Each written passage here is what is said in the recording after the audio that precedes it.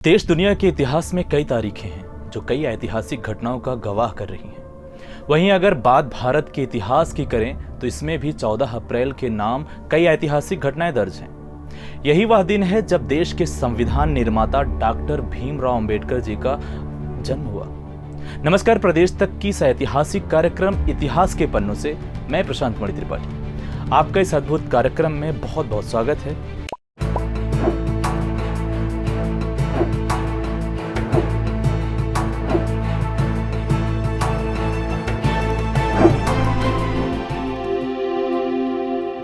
आसान नहीं होता एक ऐसे तबके से आकर दुनिया के फलक पर छा जाना जो शोषण और दमन का शिकार रहा हो, लेकिन बाबा साहेब अंबेडकर तो किसी और ही मिट्टी के बने थे। उन्होंने अपने ऊपर जो शोषण के खिलाफ जो जंग शुरू की, उससे पूरे देश में दलितों के लिए फैले अंधेरों को अपनी ज्ञान की रोशनी में से मिटा दिया। यही वजह है कि आज भी पूरे देश में बड़ी धूमधाम से बाबा साहेब की जयंती को मनाया जाता है। इस वर्ष की उनकी 132वीं जयंती है।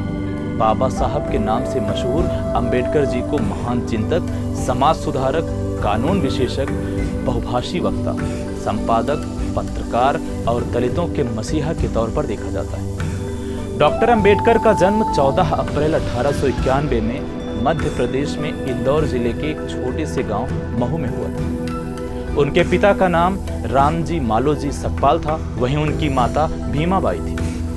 जब भारत गुलामी के बेड़ियों में जकड़ा हुआ था, तब शायद इस दंपत्ति को भी नहीं पता होगा कि 14वीं संतान के रूप में जन्मा ये बच्चा पूरी दुनिया में उनका नाम रोशन करेगा। बाबा साहब बचपन से ही बुद्धिमान और पढ़ाई में अच्छे थे। हालांकि उस दौर में छुआछूत जैसी समस्याएं व्याप्त होने के कारण उनकी शुरुआती शिक्षा में काफी परेशानी आई, क्योंकि उनकी जाति के बच्चों को विद्यालय जाने की अनुमति नहीं थी। काफी होनहार होने के बाद भी बालक भीमराव को अध्यापक द्वारा विद्यालय में प्रवेश की अनुमति नहीं दी, मगर अपने ज्ञान और मेहनत के बल पर उन्होंने विद्यालय में प्रवेश लिया और जात पात की जंजीरों को तोड़कर अपनी पढ़ाई पूरी की। तो चलिए हम आपको उन्हीं बाबा साहब की जिंदगी के सफर में ले चलते हैं, जिन्होंने हमेशा समानता की बात की, फिर चाहे वह जाति धर्म के बीच की समानता की बात हो या फिर कानून के समक्ष समानता की बात हो। उन्होंने 7 नवंबर 1900 के मुंबई के एलिफिंस्टन रोड पर स्थित सरकारी स्कूल में पहले अछूत छात्र के रूप में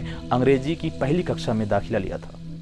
इसीलिए महाराष्ट्र में 7 नवंबर विद्यार्थी दिवस के तौर पर मनाया जाता है। जब वो 4th क्लास में अंग्रेजी से पास हुए तो उनके समुदाय के बीच में ये दिन उत्सव के तौर पर मनाया जाने लगा।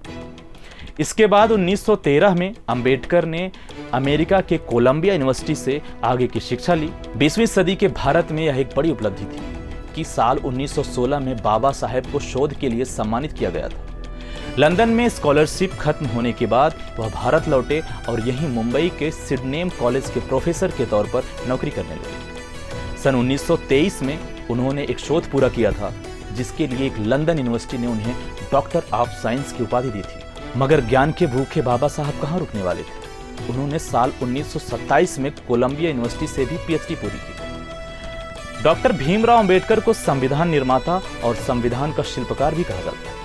उनकी जिंदगी ऐसे लोगों के लिए एक मिसाल है जो जिंदगी की मुश्किलों के आगे घुटने टेक देते हैं। 15 साल की उम्र में उनका बाल विवाह 9 साल की रमाबाई से हो गया था। अंबेडकर जी का जन्म एक महार परिवार में हुआ था, जिसे उन दिनों निचली जाति माना जाता था।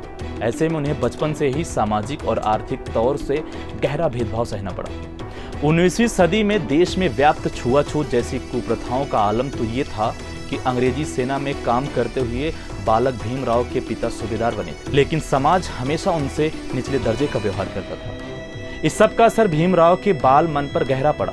यही वजह है कि उन्होंने न सिर्फ संविधान निर्माण में सबसे अहम योगदान दिया, बल्कि समाज में दलितों पर हो रहे अत्याचारों के खिलाफ आवाज उठाई। बाबा साहब का पूरा जीवन संघर्षरत रहा।